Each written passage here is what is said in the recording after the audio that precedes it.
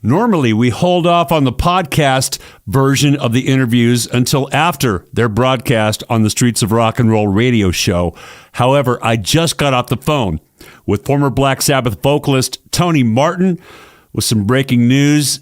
What a gracious guy. Fantastic conversation, and I just couldn't wait to share some of this news and some of this conversation with you on the Ron Keel podcast.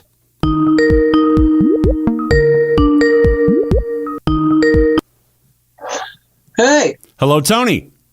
Yeah, dude. Awesome to talk to you, man. Did I get the time zone correct?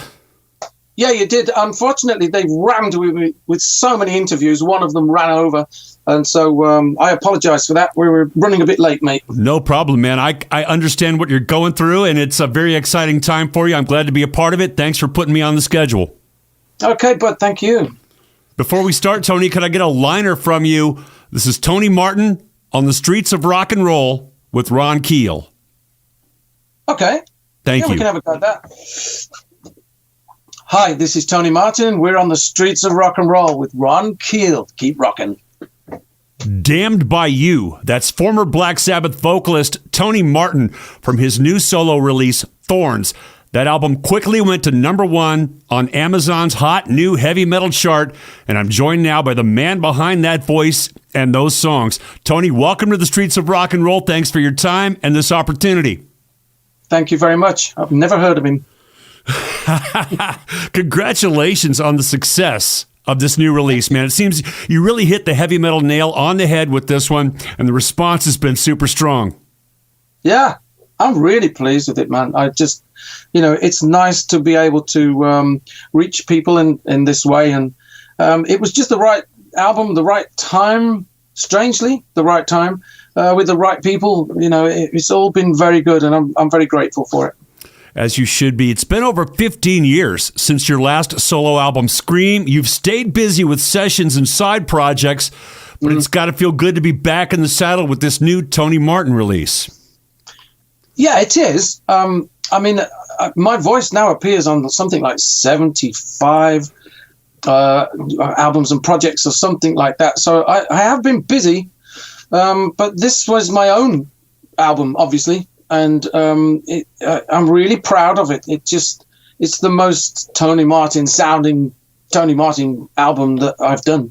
So I'm really pleased that it's turned out like that. And great that people are, they've got me in their homes and their cars and their headphones. It's great. Yeah, it's just a lovely feeling, It really is. And while you have had a very diverse career, and this album is diverse in its own way. It's definitely metal. That first solo album, Back Where I Belong, from 92, love that record, by the way. Really solid commercial bluesy rock record. And then Scream has a classic hard rock identity. You could have taken your talents in any direction, man. Talk about your decision to go hard and heavy on this one. Well, they are different, aren't they? Yeah. I mean, hell, there's a big difference between them. I mean, Back Where I Belong, really, that was me trying to be 1980s rock, commercial sort of stuff, but it was of the day, it didn't really fly, but it was me at the time. Scream got heavier, and it was great to have my friend Jeff Nichols, who's now sadly died, but Jeff Nichols was co-writing with me on that, and that was heavy in many ways, but it still didn't free me up. The difference with this one is that I hooked up with Scott McClellan. He lives over there in America, and he just inspired me with this thing that he does. He's got an immense connection with guitar riffs, which is just great to work with. It's really easy to work with, and he's such a humble guy and so cool. I found it so easy to put songs together. So the heavier elements of this album, Thorns, is a result of me working with him. And in return, that freed me up to be Tony Martin. So it was like really great to have that mutual thing going on. It wasn't a conscious decision because I'd already started the album before. The album was going to be called Book of Shadows, and that's one of the tracks on the album. And it was going in that direction, that kind of rock orientated, unplugged acoustic kind of thing, and I thought I was going to go that way. But then when Scott turned up with his thing, I mean, the guy must have his mind permanently plugged into a Marshall amplifier or something, because, you know, it just, where it comes from, I just don't know. But he was really easy to work with, and I said, okay, here's the deal. I cut it up, and I put like the verse where I want it and the chorus where I want it, and build it in to make it work for me, because there's no point in me trying to be anybody else. It has to sound and work for me. So he said, yeah, brother, anything you want, it's yours, use it, do whatever you want. And the first song we did was As the World Burns. Okay, everybody went, oh my God, that's really good. Ah, no, that's really good. Wait a minute. Don't tell anybody. Don't tell your mother. Don't tell nobody. Like, just keep this thing quiet. So after that, then it was like a process of, as we could, build songs and stuff and put them together. But then I had a problem with the previous direction that I was going in with Book of Shadows and Crying Wolf and all of that kind of stuff. I thought, oh no, what am I going to go with this now? So in the end, I just said, you know what? I'm going to put it all in. I'm just going to do the whole thing, put it all together, because that's what's in my head. And if you could climb inside my head, it's crazy in there. It's just like it's a nightmare, honestly, with all these different styles and the instruments, the electric violin going off, kicking off, that slap thing, bass thing with that Magnus Rose ended. Oh man, it's just a nightmare in there. So it was a bit of a worry, I had to say. I wasn't sure, and especially with tracks like Damnation, that was a bit of a risk, but you know, it worked, and it worked really well. And now it's together, and I listen to it, I just think, oh man, that is just so cool. That's fantastic. So, you got a lot to be proud of there, and a fantastic insight into that process of how you created this record with him. Long distance, I assume, due to COVID and the long distance between you two. We'd started this thing before COVID, so I got Scott over to England, and we recorded his guitars in England. Oh, cool. But then all of the demos, he'd sent me his work from America, and I'd started the tracks off that way. And anything that I needed finishing, if I needed a repair or a something, you know, extra guitar work, whatever, after that he would send it me via the internet. And we've got technology now, you know, it can do so much stuff with, like, you know, connecting through the internet and things, which, you know, in my day, like, I really am this old. I'm 50. Well, I'm not going to tell you. No, actually, I'm 65. But I remember the day when you couldn't do any. We didn't have computers then. So technology has saved us in the COVID days. We've been able to do a lot more. The most difficult part was the mixing, producing bit at the end. I couldn't get to the studio. So the guy I was working with, Pete Newdeck, he set up a video link and then plugged me directly into the output of his desk so that I could hear at my home in my studio what he was doing, and I could see what he was doing. Man, that was just so liberating to be able to do that. So we escaped the worst of COVID. You know, I've been in the studio for the past 25 years and I'm still here. So, you know, technology did save us. COVID wasn't too bad in that respect. I mean, I have a vulnerable family, and my folks are like 90 years old. So we are being protective, and we've done the whole vaccination, wear the mask, close the windows and doors thing. We're happy to do that. That's just for us. I know other people do it differently, but for us, we were happy to do that. The only thing that's affected us, really, the family part of it. The music part, we got through it. And Thorns is the result. Yeah, at the end of the day, it's just you and the microphone anyway, and the results speak for themselves. And I'm speaking with Tony Martin. Tony, you joined Black Sabbath right around 1987, and a legion of Sabbath fans love what's called the Tony Martin era. You've just announced that those albums will finally be reissued. Yeah, I only found out yesterday. I had no idea. I mean, you don't get information very much from the Sabbath camp, really. They're very protective of their thing. So I only found out yesterday that they've now got a record deal for them, and that I don't know what date they're planning on to release this stuff, but it's this year. And what I do know is that it won't be individual albums. It'll be a box set. Fantastic. You know, of the Tony Martin era. But they've got a deal for it now, and that was always the problem before. It's not out there, and you can't get it because it's not on sale. And similarly, you don't get royalties. I don't get paid from a penny from Sabbath because it's not on sale. So, yeah, why would you?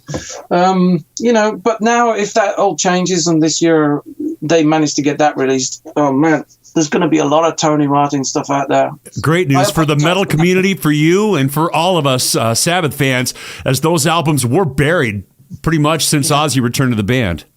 Yeah, I mean, absolutely. But it's because it didn't have a record deal, and that's why it wasn't out there. It wasn't on streaming or anything.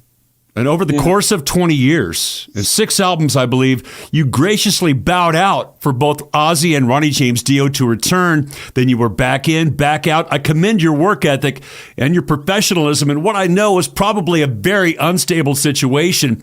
While I want to keep the focus on your new music, give us a brief reflection of the Tony Martin era of Black Sabbath from your perspective. It doesn't haunt me. I mean, it's not a bad thing. I mean, I've got a lot to be grateful for. Sabbath is the reason why you and the world knows about my voice. And so, there are things to be thankful for. It was hard work for me.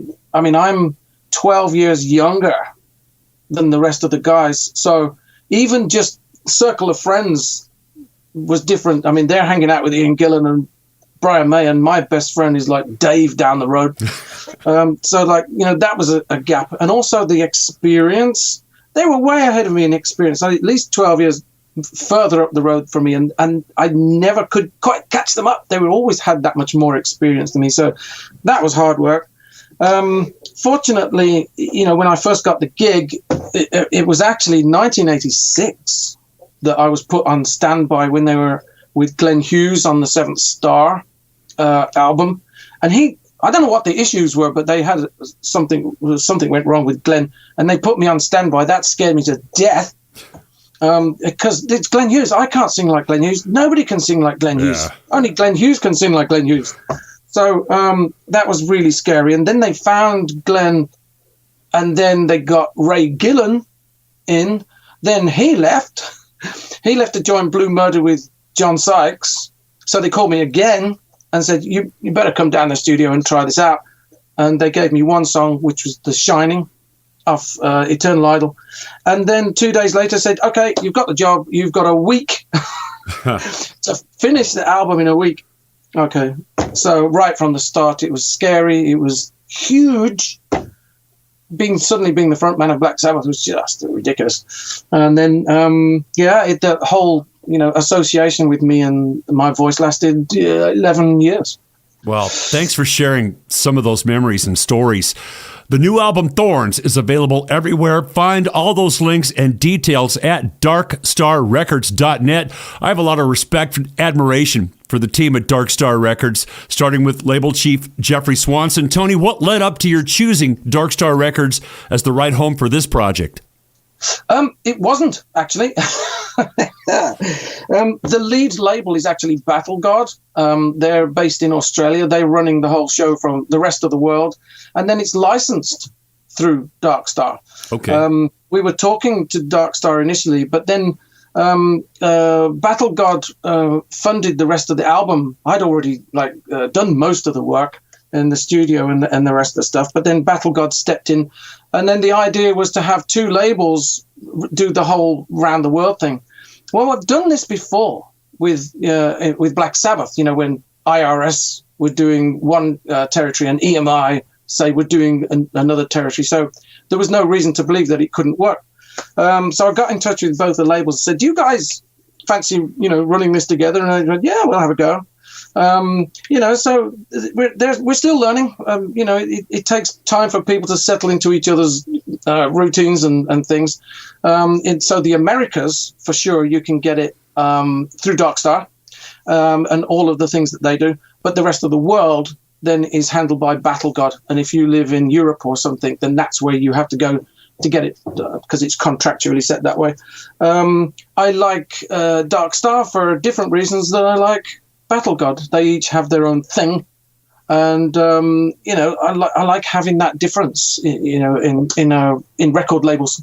I think it's exciting and cool. So, yeah. Obviously, it's working. Tony, a couple of years back, I had the opportunity to work with other Black Sabbath alumni like your old bandmates, Lawrence Cottle, Bobby Rondinelli, Vinny Appice, and others on a project called Emerald Sabbath. And now we're working on Volume 2. And if you were to contribute a vocal track, I could say that I sang on an album with Tony Martin. Any chance of that? You never know. It'd be fantastic. Hey, let's try it. I mean, I do speak to Michael reasonably frequently, and I know he's trying to get me into the next version of it. I already did one previously with him, but you never know, mate. I mean, we could end up on the same album. Not only do you have great taste in music, Tony, you've got great taste in leather jackets and great taste in women as well. Two of our mutual lady friends contribute to the new album. Vocalist Pamela Moore makes a guest appearance, and the amazing artwork and photography on this package by our dear friend Tali Savage. Yeah, aren't they great? I never met Pamela. We have this thing on the internet, which is like, she actually has exactly the same birthday as me. Wow. And so every time the birthdays come up, it's like, hi, sis. Hi, bro. Oh. Had the other my brother from another mother and all of that stuff. And we sort of banter with each other about it. But I've never actually met her in person. But she brought something to the title track, Thorns, which was really cool. I mean, she's got a lot to give yet, and it was great to have her on board. The song itself needed a girl singer, and it ended up being something what it didn't start off as.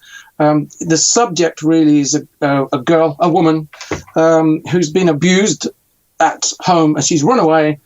She's self-harmed. She's cut herself, and she's in the streets, and she doesn't want to speak to anybody with any word of kindness. She doesn't like it. The words stick in her like thorns. Now, that was just that subject. And then COVID came along, and I guess you guys are hearing the same as what we're hearing, in that now the abused, they can't escape. So now the abusers have got them captive, and it's worse. Mm-hmm. So I didn't intend it to take on this serious subject, but some woman got in touch with me and said, I've been an abuse counselor for 20 years. And she said, this song is just so perfect. The passion in it and the power of it just describes exactly, what these people can be going through. And she said, thank you for making this song. Well, it's a rock song. I mean, I didn't intend it to be like an ambassador for like a particular subject. So I was a bit worried about what this was taking on. Pamela came in and she sang the girl part, and it just really worked. So now I'm thinking, are we treading in dangerous territory here? I don't want to be insulting anybody or, do anything. But it got great talk, and it turned out really good. So Thorns, the title track, has become its own little thing on the album, but not what it intended to be. It was just a rock song originally, but now it's got this serious tag to it, which, if it helps people, that's great. But so grateful it didn't go the wrong way, because it could have, gone the wrong way. Well, I think it's important that not only are you singing something, you're saying something as well. Yeah. It was unintentional, but it's gathered this thing. And I'm happy to be part of that, but it was just, that was unexpected to me, and to be contacted by somebody like that was just it was emotional, but it was good. It was great. I'm pleased with it. Awesome. And Tony, nowadays this might be a difficult question for any of us to answer, but I have to ask about live performances and any touring plans. Yeah. Okay. I have spent the past 25 years in the studio. This is where my life and my career took me. I do lots of recording and writing. So I don't have a band. If I go on the road, I have to hire the musicians to do it. It's a bit of a regret for me. I wish I'd been able to keep a band, sort of going so that you could go out and just tour, whatever. But I didn't. That's just the way my life took me, and my career has, ended up in the studio. It does mean, though, Now, if I go out on the road, I have to start from the beginning. I mean, I have to make the band first. And then it's got to be rehearsed really well. So wherever the musicians are around the world, they've all got to come together. And then you've got to plan the tour. Now, okay, this year, it's just, I just can't see it happening. You need at least 6 months, to be able to plan it. And my country might say, yeah, you can go. But then your country might say, you can't come here. Mm-hmm. So, like, how do you plan anything? I mean, it's just really impossible. So for me, it's just that little bit harder to get that whole touring thing together. However, it is in mind and it's up front of mind, but it's not going to be this year. So we're already writing, for example, the next album. So, hey, maybe we'll record another album and then tour 2 albums like afterwards or something, It's in mind and I'm planning it, but then the guys we should really offer the job to the people on the album first. Sure. I mean, they are on the album. Yep. But I do know that there are other people, mentioned who are standing by to take the role if we need to. So, let's see how it goes, and let's push for that and try and make it happen, In the meantime, we'll just keep this new album, Thorns, cranked all the way up and look forward to the Black Sabbath, Tony Martin era re-releases. Find Tony Martin on Facebook. The new solo album, Thorns, is so far the metal comeback of the year. Once again, congratulations and best wishes in life and in music. And thanks for the interview, Tony. You're welcome. I mean, we need guys like you to spread the word and to tell people what we're doing. So thank you. It's important to us, So keep up the good work, guys.